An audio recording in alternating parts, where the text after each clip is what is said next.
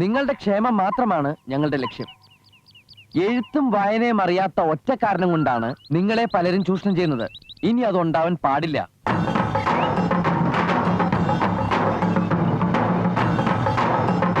നമ്മൾ എന്തിലെങ്കിലും കയ്യൊപ്പ് വെക്കുകയാണെങ്കിൽ അതിനു മുമ്പ് അതെന്താണെന്ന് വായിച്ചറിയാൻ നമുക്ക് കഴിയണം.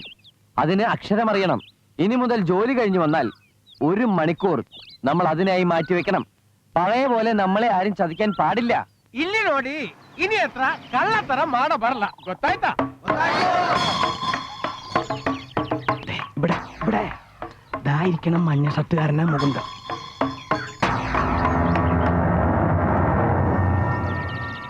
കന്നഡ ക്ലാസ് എടുക്കുന്നത് രാധയാണ്, മലയാളം ക്ലാസ് ഞാനും. ഇംഗ്ലീഷ് ഇല്ല, ക്ലാസ് ഇല്ല. ക്ലാസുകൾ നാളെ മുതൽ തുടങ്ങാന്നാണ് വിചാരിക്കുന്നത്. എല്ലാവർക്കും ബാങ്കിന്റെ വക സ്ലേറ്റും പെൻസിലും ഫ്രീ. ഇരിക്കെ, ഇതിനൊന്നും എന്നെ ബഹുമാനിക്കേണ്ട കാര്യമില്ല. ഇരുന്ന് എവിടെ? ഇതൊക്കെ തരുന്ന ബാങ്ക് അല്ലേ സാറേ?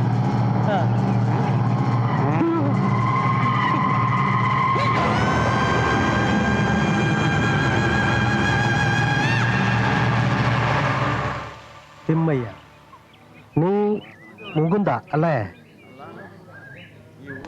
എല്ലാരെയും എഴുത്തും വായനയും പഠിപ്പിക്കുക അല്ലേ? എഴുതാൻ കയ്യും പറയാൻ നാവുള്ളെങ്കിൽ പഠിപ്പിച്ചിട്ട് എന്താ കാര്യം? എല്ലാം ഇവിടെ വെച്ച് നിർത്തിയേക്ക്.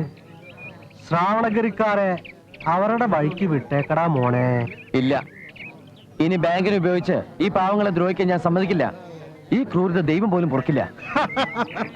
ദൈവം നാനാണ് മോനെ ശ്രാവണഗിരിക്കാരുടെ ദൈവം.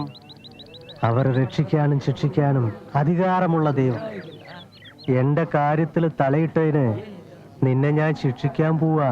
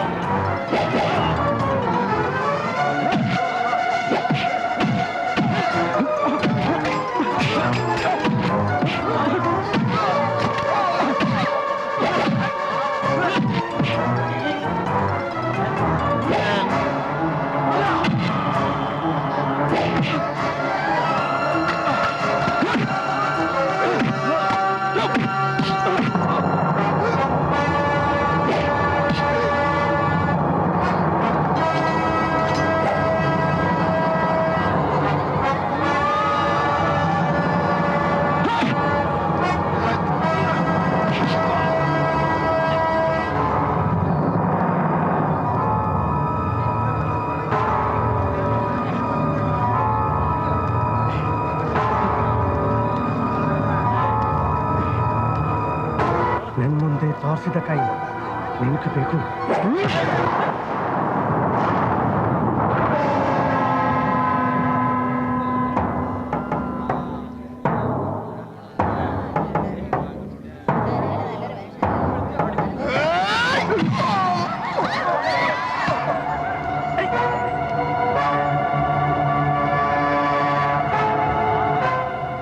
നെഞ്ചി ചവിട്ടി നിന്ന നീ ഇതുവരെ കളിച്ചത് മതി, ഇനി വേണ്ട.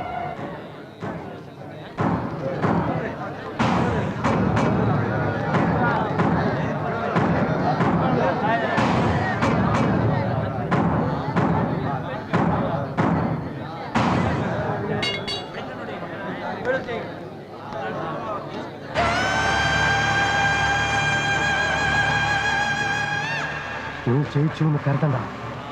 ഇതേ നാട്ടുകാര് എന്നെ പേപ്പട്ടിയെ പോലെ എറിഞ്ചോടിക്കുന്ന ഒരു ദിവസം വരും. കാത്തിരുന്നോ?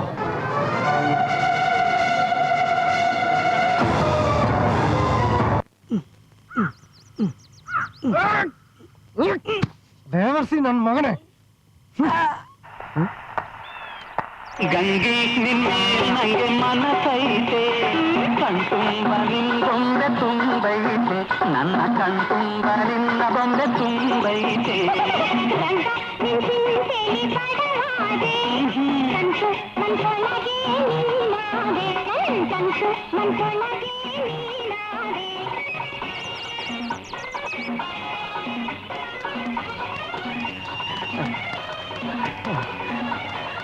എന്താ തിമ്മയ്യ ഞാനീ കേക്കണേ?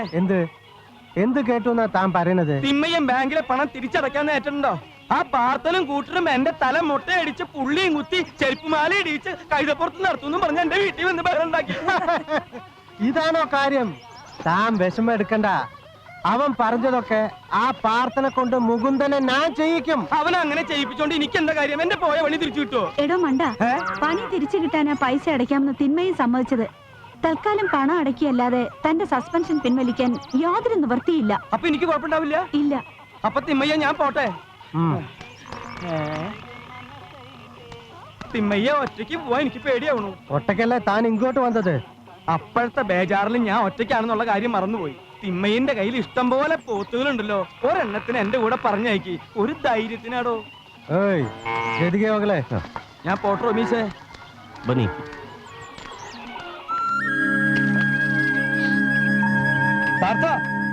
ഓയ്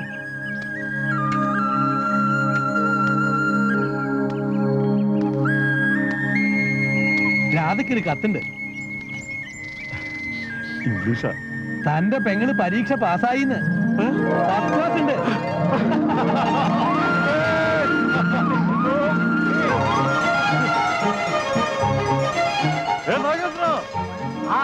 ನಮ್ಮ ಹುಡುಗಿ ಪರೀಕ್ಷೆಯಲ್ಲಿ ಪಾಸ್ ಆಗಿದ್ದಾಳೆ.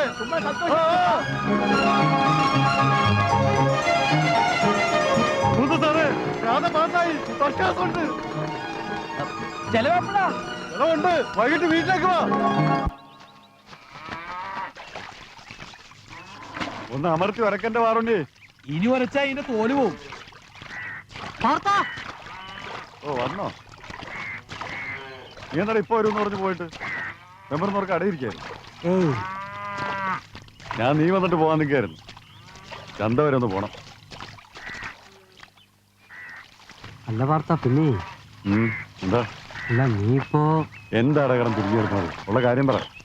എന്താ പ്രശ്നം? നീ ചുമ്മാ പോയി ബഹളമൊന്നും ഉണ്ടാക്കരുത്. നിങ്ങളുടെ അച്ഛൻ വന്നിട്ടുണ്ട്. ഓ സമാധാനമായി. ചത്തിട്ടില്ലല്ലോ, ഭാഗ്യം. എന്താണാവോ വരവിന്റെ ഉദ്ദേശം?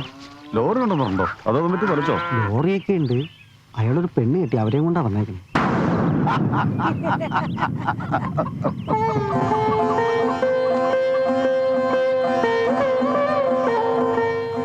ചെല്ലേ, അകത്തേക്കല്ലേ. ഞാൻ പറഞ്ഞില്ലേ മോൾക്ക് നിന്നെ ഇഷ്ടാവുന്നു. അവളെ എന്റെ മോളാ.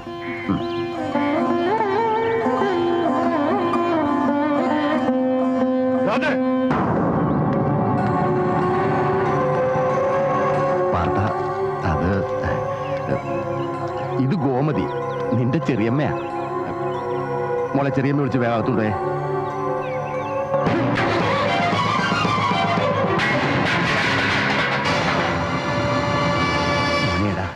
അവസാന കാലത്ത് എനിക്ക് ഇത്തിരി വെള്ളം അനത്തി തരാൻ. ഇവളൊരു പാവാടാ. മിണ്ടരുത്, അല്ലെങ്കിൽ ഞാൻ വല്ല കടുകയും കാണിക്കും. പൊയ്ക്കോ മോനെ, നീ എന്റെ അവസ്ഥ ഒന്ന് മനസ്സിലാക്കി. തന്തയെ കൊന്ന പേര് കപ്പിച്ചെന്നെ ജയിലിലാക്കിയിട്ട് നിങ്ങൾ പോകും. രണ്ടിനും വേണ്ടി തുണ്ടും തുണ്ടൊക്കെ ഞാൻ പൊയ്ക്കോ. മോനെ ഞാൻ പറയട്ടെ. ഞാൻ പറയട്ടെ.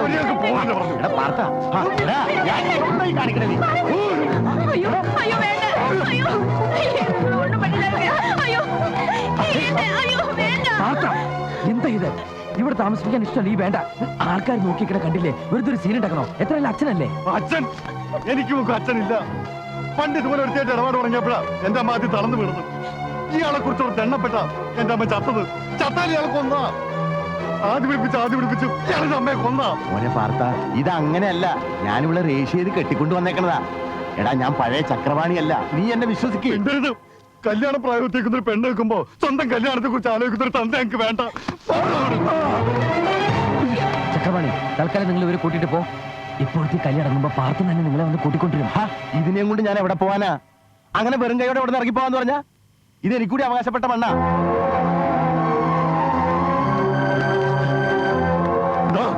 ഇവിടെ നിങ്ങൾക്ക് അവകാശപ്പെട്ടതല്ലേ? പടച്ചുണ്ടാക്കിയല്ലാതെ ഇവിടെ പറ്റി നിങ്ങൾ ആലോചിച്ചിട്ടുണ്ടോ? ഒരു നേരത്തെ അന്നം നിങ്ങൾ എനിക്ക് വാങ്ങി തന്നിട്ടുണ്ടോ? കള്ളം കുടിച്ച് കണ്ട തേപിടിച്ചുകൊണ്ട് അഴിഞ്ഞാടി നടന്നിട്ട് ഇപ്പൊ അവകാശം പറഞ്ഞുകൊണ്ട് വന്നിരിക്കുന്നു. അകത്തേക്ക് കിടന്നോ? ചായം തോരാൻ ചെലവ് തരാം. പക്ഷേ ഈ അലവലാതി ഇതിനകത്ത് കാര്യം ഞാൻ സമ്മതിക്കില്ല. ഇറങ്ങി പോരോ.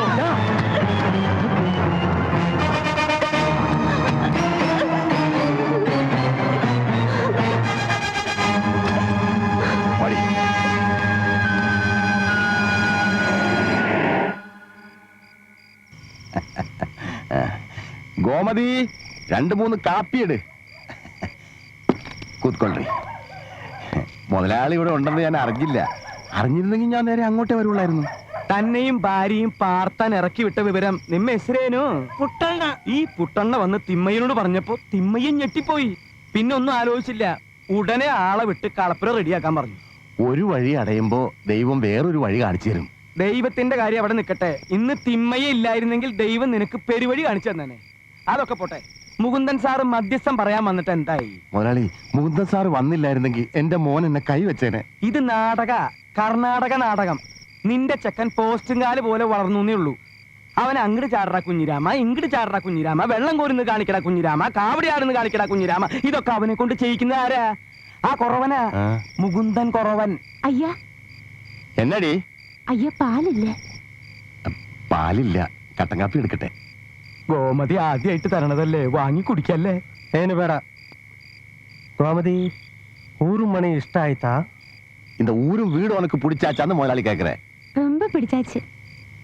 അതെ, എവിടുന്ന് പൊക്കി ഈ സാധനത്തിന്? അത് ഞാൻ മേട്ടുപാളയത്തിൽ ഓട് കൊണ്ടുപോയപ്പോ ഒരു ചായക്കടയിൽ വെച്ച് പരിചയപ്പെട്ടതാ. പാവാ. അല്ല, അത് കണ്ടപ്പോ എനിക്ക് മനസ്സിലായി. ഇനി മേട്ടുപാളയത്ത് മുമ്പ് എനിക്ക് ನಾವು ಬರ್ತೀನಿ. ನಿಮಗೂ ಏನು ಬೇಕಂದ್ರೆ ನಮ್ಮನೆ ಹತ್ರ ಕೇಳು. എന്താ ചരക്ക്? മുകുന്ദണ്ണ, രാധേച്ചി അവിടെ ഭയങ്കര കരച്ചില്ല. കരയേ? എന്തിന്? പാർത്തണ്ണൻ രാധേച്ചിയോട് ഇനി പഠിക്കാൻ പോണ്ടെന്ന് പറഞ്ഞു. മുകുന്ദേട്ടൻ പറഞ്ഞ പാർത്തണ്ണം കേൾക്കും. ഒന്ന് പറയൂ. വെള്ളം ഇറങ്ങാതെ ചത്ത തള്ളയുടെ ശവം അനാഥപ്രേതങ്ങളുടെ ആശുപത്രി മോർച്ചറി കിടന്നു 2 ദിവസം. ആരും ഉണ്ടായിരുന്നില്ല തിരിഞ്ഞു നോക്കാൻ. ഇവക്ക് 5 വയസ്സാ. വിശന്നും കരഞ്ഞ് തളർന്ന് ഇവളെയും തോളിലിട്ട് അറവുമാടുകളെ വാങ്ങാൻ ഇങ്ങോട്ട് വരുന്ന തമിഴൻ ലോറി ഡ്രൈവറുടെ കാല് പിടിച്ചിട്ടാ ശവം നാട്ടിലെത്തിച്ചത്. ആരോ പറഞ്ഞറിഞ്ഞ് തന്തേന്ന് പറയുന്ന മനുഷ്യൻ വന്നു. 2 മാസം കഴിഞ്ഞ്. അന്ന് തൊട്ട് ഇന്ന് വരെ ഇവളുടെ ഒരു കാര്യത്തിനും ഞാൻ മുടക്കം വരുത്തിയിട്ടില്ല. കഴിഞ്ഞ കാര്യങ്ങളും വാശിയും പിണക്കൊക്കെ നമുക്ക് മറക്കാം. ഇപ്പോ രാധയ്ക്ക് പഠിക്കാൻ ആഗ്രഹമുള്ള സ്ഥിതിക്ക് ഉള്ളതെല്ലാം വിറ്റുപെറുക്കിയിട്ടാണെങ്കിലും പഠിപ്പിക്കണമെന്ന് തന്നെയാണ് ആശ. ആകെ ഉള്ളത് ഈ വീടും കുറെ പൈക്കളുവാ. കഴിഞ്ഞോണത്തെ വരവിന് കുടുംബസ്നേഹമുള്ള ഞങ്ങളുടെ തന്ത വീടിന്റെ ആധാരം അടിച്ചു മാറ്റി പണയം വെച്ച് ലോറി വാങ്ങി. ബാക്കിയുള്ളത് പൈക്കളാ. ഇവളുടെ കല്യാണ ചെലവിന് എന്റെ കയ്യിലുള്ള സമ്പാദ്യം. അയാളും ഭാര്യയും നാട്ടിലുള്ളിടത്തോളം കാലം അതിനും അവകാശം പറഞ്ഞുകൊണ്ട് വരും. കണ്ണി ചോരയില്ലാത്തവനാ. അതിനു മുമ്പ് എല്ലാത്തിനെയും വിറ്റുപെറുക്കി നല്ലൊരു ചെറുക്കനെ കണ്ടെത്തി ഇവിടെ കല്യാണം നടത്തണം.